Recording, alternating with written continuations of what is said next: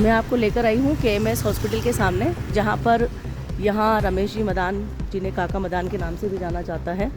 इनका प्लॉट है। और आप देखिए, सबसे बड़ी बात कि उसकी साइज़ देखिए,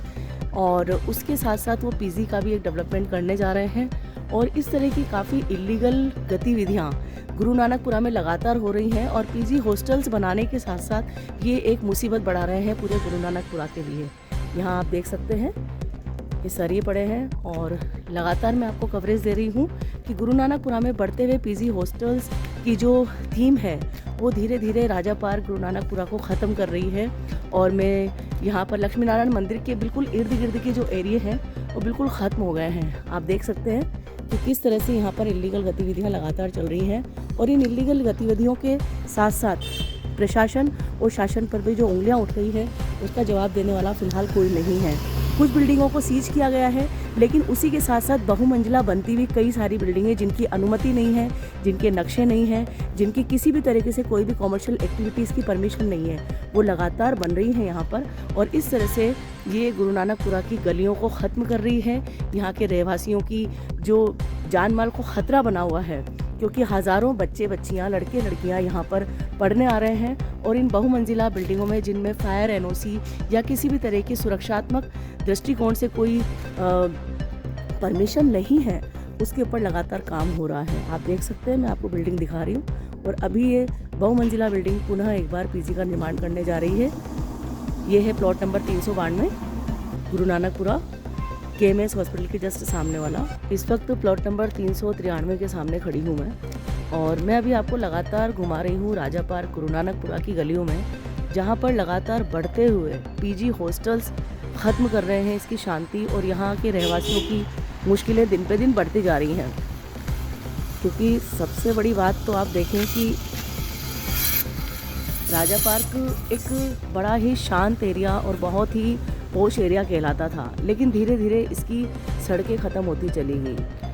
अगर एक घर है तो एक कार का जो सिस्टम था वो बना रहता, लेकिन जब आप पीजी हॉस्टल्स चलाएंगे तो मोटरसाइकिल्स भी खड़ी होंगी, गाड़ियाँ भी खड़ी होंगी, और इसी के साथ साथ यहाँ पर बढ़ता हुआ न्यूसेंस जो है, रात भर चलने वाली दुकानें, रात भर घूमने वाले लड़के लड़कियाँ लगातार यहाँ की शांति को ख़त्म कर रहे हैं, और गुरु नानकपुरा धीरे धीरे पीजी हब बनता जा रहा है। मैं लगातार आपको कवर करके बता रही हूँ गुरु नानकपुरा की वो गलियाँ जो बहुत चौड़ी हुआ करती थी, बहुत शांति का प्रतीक हुआ करती थी, और यहाँ पर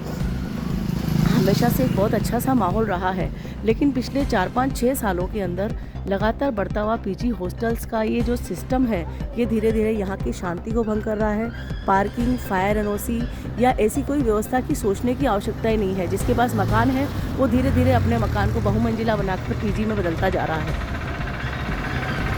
हम लगातार कवर कर रहे हैं गुरु नानकपुरा के पीजी हॉस्टल्स की कारस्तानियाँ, जिसमें प्लॉट नंबर 234 में आप देखिए कि कॉमर्शियल दुकानें निकाल ली गई हैं और रेजिडेंशियल बिल्डिंग है। इसी के साथ साथ प्लॉट नंबर 375 पे पीजी हॉस्टल बनने की तैयारी है, और इसी के समकक्ष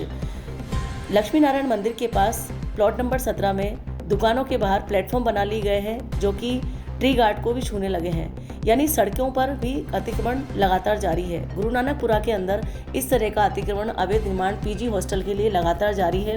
जिसमें हम कई सारे प्रश्न आपके सामने लेकर आए हैं कि कहाँ है किरायानामा, कहाँ है फायर NOC, कहाँ है रेजिडेंशियल में कॉमर्शियल एक्टिविटीज़ की परमिशन, कहाँ है पार्किंग की व्यवस्था है, और कहाँ है सुरक्षा गार्ड की व्यवस्था। इन सारे प्रश्नों को लेकर हम आपके बीच आए हैं, और यहाँ की वार्ड पार्षद स्वाति परनामी जी से भी ये प्रश्न है, यहाँ के विधायक कालीचरण सर्राफ जी से भी ये प्रश्न है, यहाँ के स्थानीय थाना इंचार्ज से भी ये प्रश्न है, और इसी के साथ साथ यहाँ के व्यापार संघ से भी ये प्रश्न है कि गुरु नानकपुरा क्यों खो रहा है इन गुमनाम गलियों में।